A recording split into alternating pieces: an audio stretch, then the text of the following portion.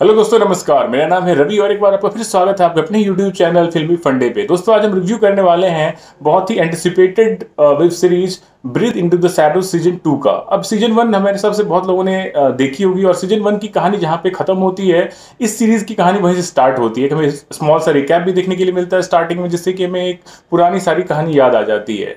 But ये web series क्या पहला जो इसका सीजन था उतनी अच्छी है, उससे बेहतर है या उससे खराब है, चर्चा करेंगे इसी बारे में। तो देरी किस बात की, चलिए शुरू करते हैं।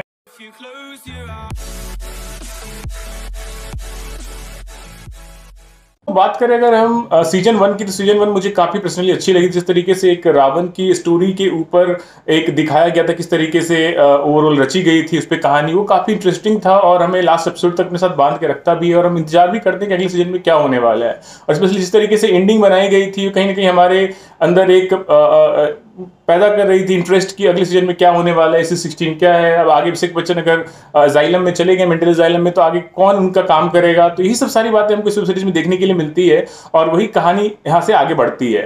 एक्टर्स आपको वही देखने के लिए मिलने वाले हैं, जहां पे अभिषेक बच्चन, अमित शाह और साथ में एक नया एक्टर भी यहाँ पे आपको इंट्रोड्यूस किया जाता है, जिनका की नाम है नवीन कस्तूरिया। उनकी परफॉर्मेंस हमने पहले टीवी की सीरीज वगैरह में देखी और बहुत बेहतरीन कलाकार है। बट अगर हम बात करें ओवरऑल कहानी की दोस्तों, तो मुझे कहानी पहले सीजन की ज्यादा पसंद आई। एक हम रिलेटेबल कहानी बोल सकते थे उसको और हमें मजा भी आ रहा था, हमें अपने साथ वो जोड़ के रख रहा था।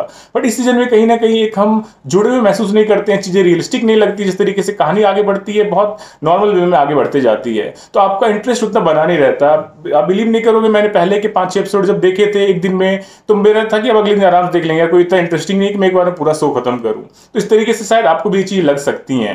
तो बट अगर हमें बात करूं परफॉर्मेंस वाइज, परफॉर्मेंस फिर से बहुत अच्छी लगी मुझे सारे एक्टर्स की। अभिषेक बच्चन हो, चाहे अमित शाह हो, चाहे जो नवीन कस्तूरिया, मुझे बहुत प्रभावित की इस वेब सीरीज के अंदर। जिस तरीके से उन्होंने एक साइकोलॉजिकल जो इलनेस होती है उसके ऊपर जिस बंदे का दिखाया गया, वो मुझे बहुत अच्छा लगा।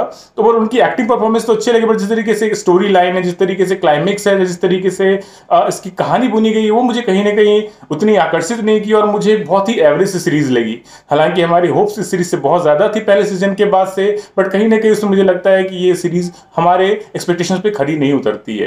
बात करें बैकग्राउंड स्कोर की, बैकग्राउंड स्कोर कहीं ना कहीं आपको पहले सीजन वाली ही याद दिलाती है। परफॉर्मेंसेज आपको बहुत बेहतरीन देखने के लिए मिलते हैं, बट जब कहानी उतनी दमदार नहीं हो तो फिर आप सीरीज को बचा नहीं सकते परफॉर्मेंस के बेसिस पे।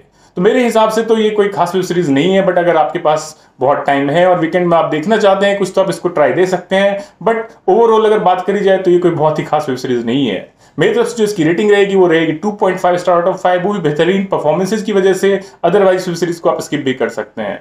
अगर आपने वेब सीरीज देख ली तो आपको कैसी लगी वेब सीरीज, मुझे कमेंट करके जरूर बता सकते हैं। बाकी मिलेंगे जल्दी एक और नई रिव्यू के साथ, तब तक अपना ध्यान रखें, खुश रहें, जय हिंद।